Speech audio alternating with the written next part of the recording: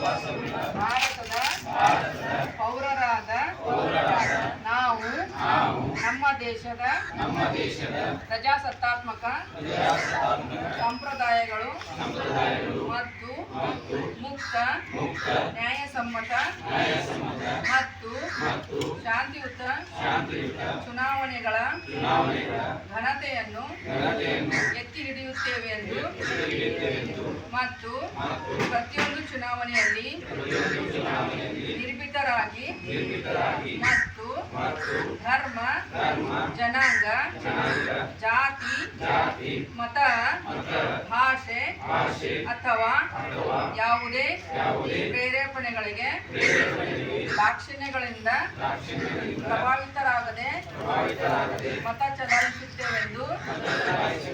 ಈ ಮೂಲಕ ಪ್ರತಿಜ್ಞೆ ಸ್ವೀಕರಿಸುತ್ತೇನೆ.